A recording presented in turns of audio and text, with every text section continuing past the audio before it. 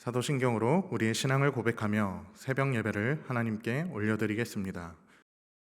전능하사 천지를 만드신 하나님 아버지를 내가 믿사오며 그 외아들 우리 주 예수 그리스도를 믿사오니 이는 성령으로 잉태하사 동정녀 마리아에게 나시고 본디오 빌라도에게 고난을 받으사 십자가에 못 박혀 죽으시고 장사한 지 사흘 만에 죽은 자 가운데서 다시 살아나시며 하늘에 오르사 전능하신 하나님 우편에 앉아 계시다가 저리로서 산자와 죽은 자를 심판하러 오시리라.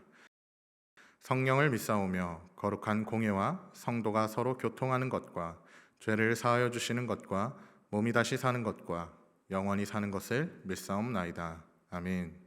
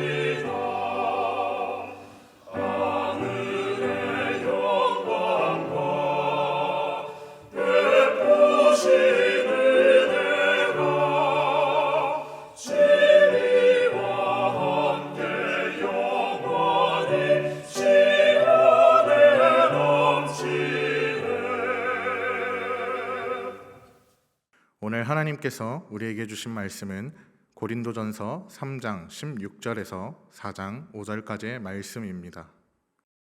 너희는 너희가 하나님의 성전인 것과 하나님의 성령이 너희 안에 계시는 것을 알지 못하느냐? 누구든지 하나님의 성전을 더럽히면 하나님이 그 사람을 멸하시리라. 하나님의 성전은 거룩하니 너희도 그러하니라. 아무도 자신을 속이지 말라. 너희 중에 누구든지 이 세상에서 지혜 있는 줄로 생각하거든 어리석은 자가 되라. 그리하여야 지혜로운 자가 되리라.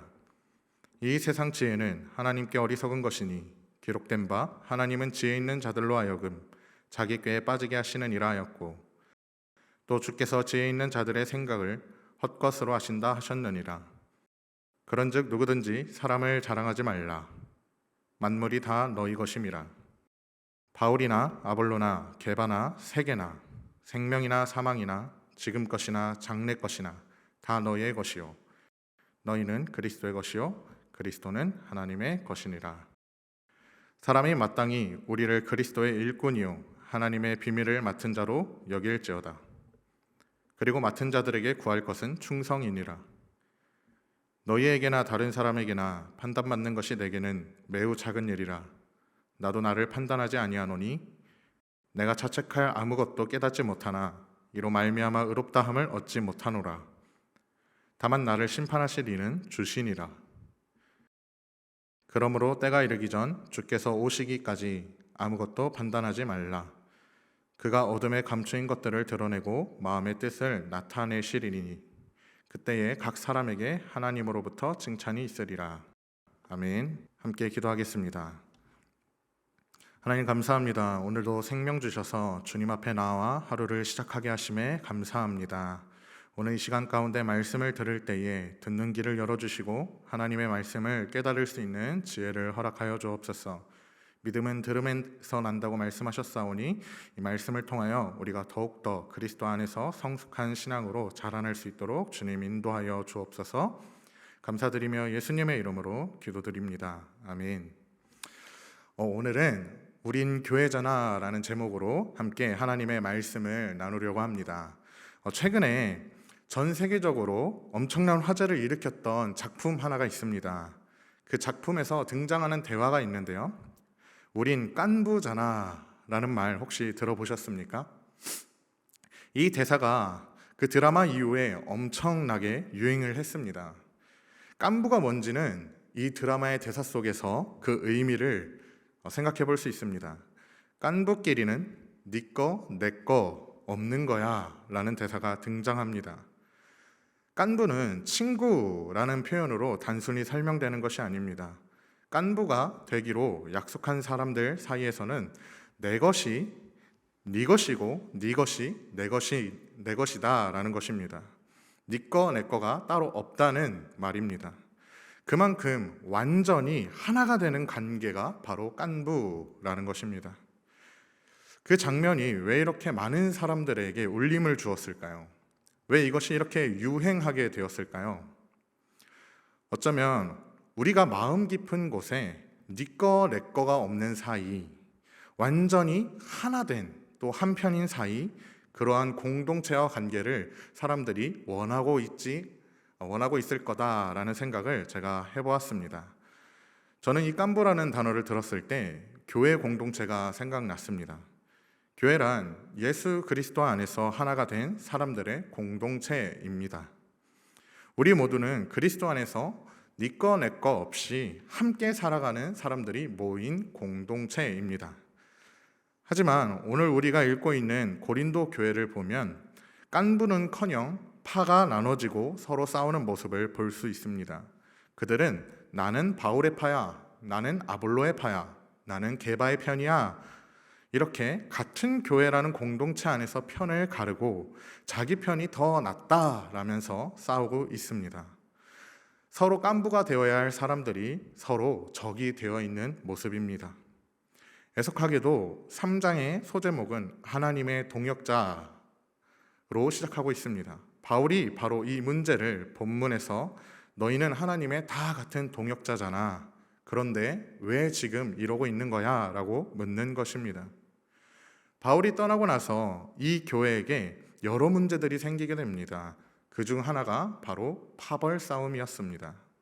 나는 바울에게라, 나는 아볼로에게라, 나는 게바에게라 하면서 지도자들을 중심으로 파가 갈라진 것입니다. 9절의 말씀입니다. 우리는 하나님의 동역자들이요 너희는 하나님의 밭이요 하나님의 집이니라. 바울이든 아볼로든 다 모두가 같은 하나님의 동역자들이었습니다. 바울은 지금 너희가 사람을 가지고 편을 나눌 이유가 없다라고 말하고 있는 것입니다. 이것이 오늘 본문의 출발점입니다. 10절부터 15절까지는 건물 짓는 비유로 이어지며 이 터는 곧 예수 그리스도라는 말씀이 나옵니다. 예수 그리스도 위에 세워진 교회야 진짜 교회라는 것을 말하고 있습니다. 오늘 본문 16절에 오면 바울이 그 핵심을 이야기하고 있습니다. 너희는 너희가 하나님의 성전인 것과 하나님의 성령이 너희 안에 계시는 것을 알지 못하느냐.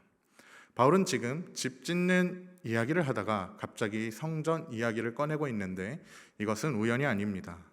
9절에서는 너희는 하나님의 집이다 라고 합니다. 하나님의 집은 구약에서 성전입니다.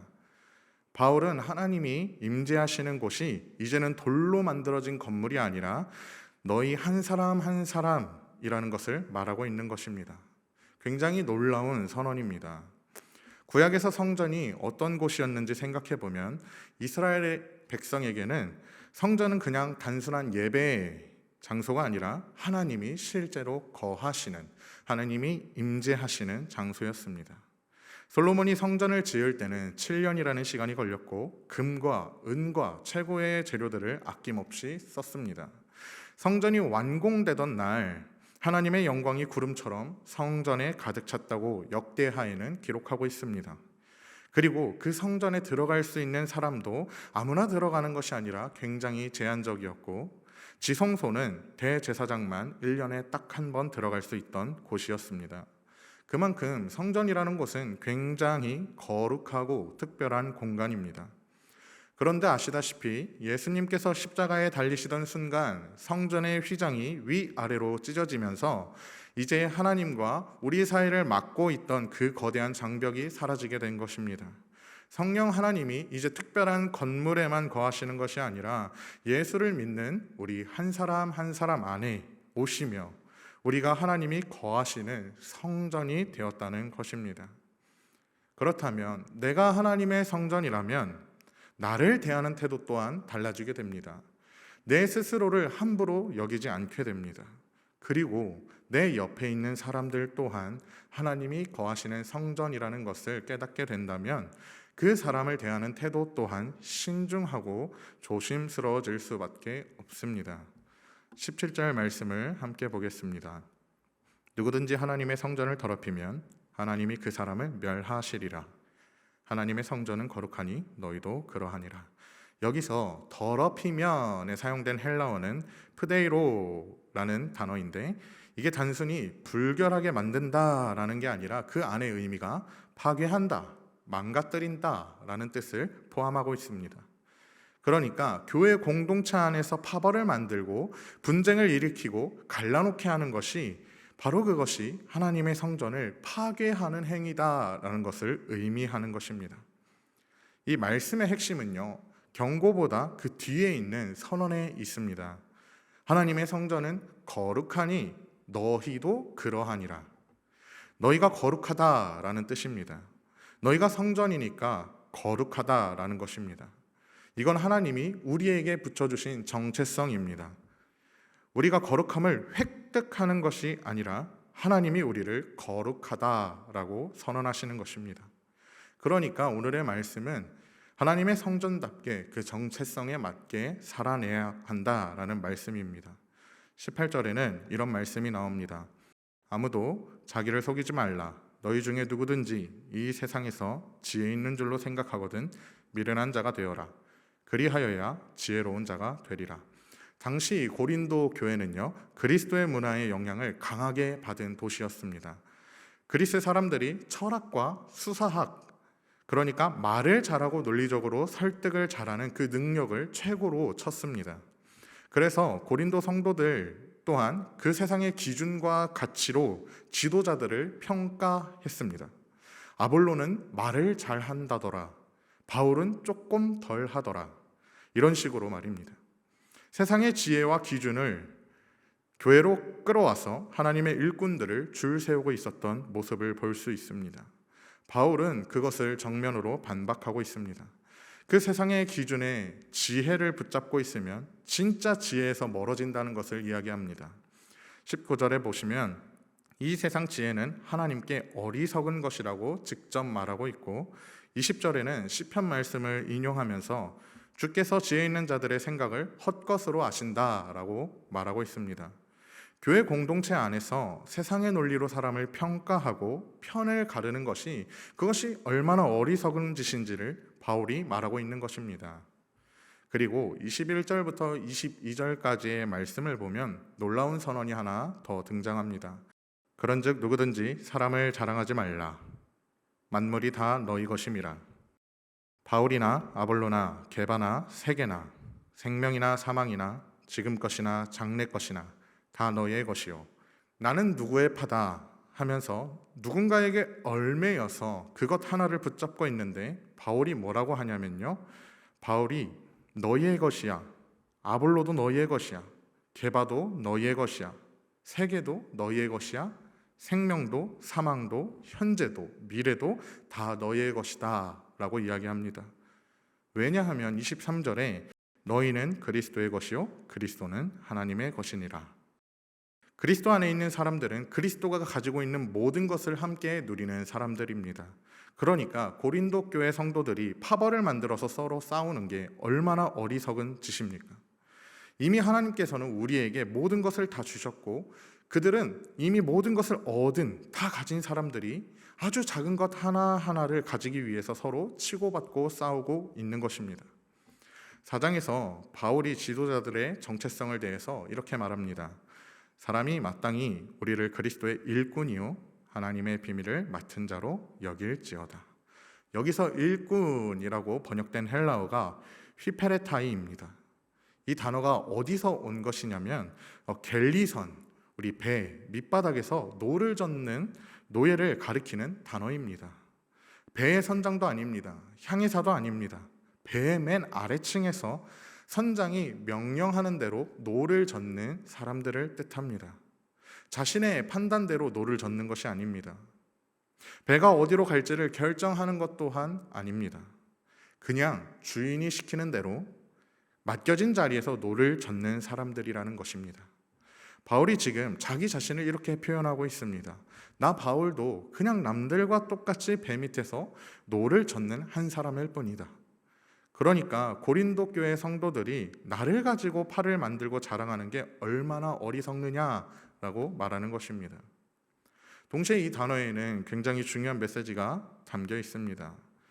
배 밑에서 노를 젓는 노예들이 한 방향으로 같이 노를 저어야 배가 앞으로 나아갈 수 있는데, 만약 그들이 다 따로 자신이 원하는 방향대로 노를 젓는다고 한번 생각해 보십시오. 하면 배가 제자리를 뱅뱅 돌거나 목적지를 향해서 나아갈 수 없게 됩니다. 하물며 배가 뒤집혀 버리는 상황도 발생할 수 있습니다. 교회가 마찬가지라는 것입니다. 함께 한 방향을 향하여서 함께 마음을 다하여서 노를 저어야 하는 것이 교회의 공동체라는 것입니다. 그리고 하나님의 비밀을 맡은 자라는 표현은 헬라어로 오이코노모스, 청직이라는 뜻입니다. 주인의 재산과 살림을 위탁받아서 관리하는 사람을 의미합니다. 내 재산이 아니라 주인의 것을 대신 맡아서 잘 관리하는 것을 의미합니다. 여기서 말하는 하나님의 비밀이라는 것은 에베소서 3장에 보면 바울이 그 비밀에 대해서 이야기합니다. 유대인이든 이방인이든 예수 그리스도 안에서 함께 하나가 되는 것을 의미합니다. 정리하면 바울은 지금 자신의 정체성을 두 가지로 선언하고 있습니다. 나는 그리스도의 명령을 받아 움직이는 일꾼일 뿐이다. 그리고 하나님의 복음을 위탁받은 청지기일 뿐이다. 이 두 가지의 공통점이 무엇이냐면 내 것이 전혀 없다는 것입니다. 내 능력으로 하는 게 아닙니다. 내 소유를 자랑하는 것이 아닙니다.